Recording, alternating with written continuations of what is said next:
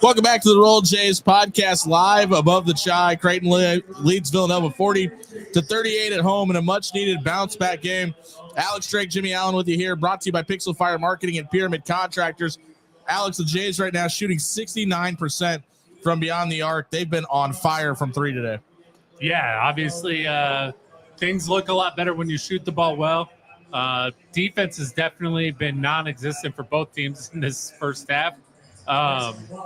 Apart from one guy, Jason Green was phenomenal on Dixon for about the first 12 minutes, and then Dixon started getting some more favorable matchups for himself. But he finished the half with 12 points. You got to get back to shutting him down and making the other guys beat you. Yeah, and listen, I think it's as simple as Eric Dixon's going to get his. He leads the country in scoring, and to nobody's surprise, he's been the focal point of the offense for the Wildcats so far. But Jameer Brickus has been a trouble as well. The 5'11" point guard has kind of had his way with Stephen Ashworth. We saw Greg McDermott switch Jemiah Neal onto him about halfway through the first half, and that kind of slowed them down a little bit.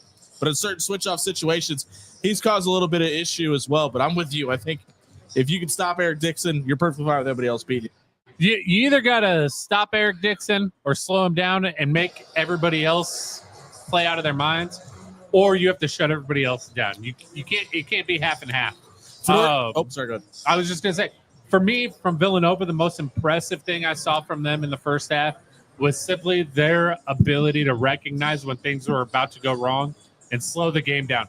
There was twice where Creighton looked like they were about to really pull out to a lead, and Villanova did a great job of slowing it down and getting the look that they wanted. Yeah, that's an experienced team, right? I mean, it feels like Eric Dixon has been in Philadelphia for 40 years now, and I'm sure the people in this building feel that same way, but that's what senior leadership does for you. And when you have the experience that this Wildcat team comes in, no, it's not Jay Wright's Villanova, but Kyle Neptune has done a really good job of taking this team back from doom and gloom, the sky is falling, we're losing to Columbia in the first couple of weeks, to, hey, let's play our game, our version of basketball. Let's play within our system and do what works well for us versus, hey, let's go out there, jack up a bunch of shots and play outside of what this scheme allows us to do. And we're looking at the Wildcats coming back out onto the court now, and they're out for shoot around before the second half. And Eric Dixon is taking a shot from the elbow, from the three, and the free throw line.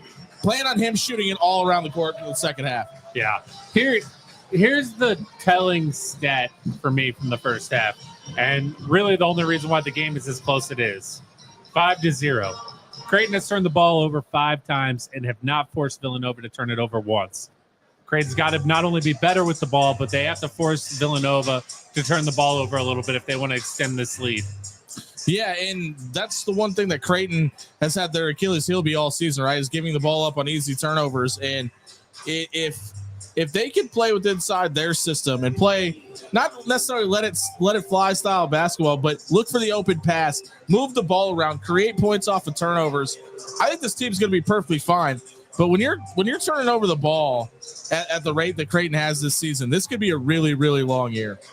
Yeah, I mean, when you break it down assists to turnover, it's not that bad. But when you're getting beat 5-0, that's some serious damage right there. But the assist totals, Creighton has 13, Villanova has 3. So really, they're making Villanova beat them one-on-one without sharing the ball. Typically, a Creighton team is able to extend in that situation. And yeah. I look forward to I'm looking for them to do that in the second half. Yeah, and when you look at the big breaking news of the day, Fedor Zugic available, his eligibility has come up from the NCAA. He's only played 2 minutes in this game, and Mac talked about it in the pregame show with John Bishop and said, hey, there's a learning curve here. He was also sick a couple weeks ago. He was one of the few Blue Jays affected by the flu as well, and so his practice time hasn't been where they wanted to. Are you surprised he's only played 2 minutes up until this point, though? No, because the 2 minutes he got in, it definitely looked a little clunky.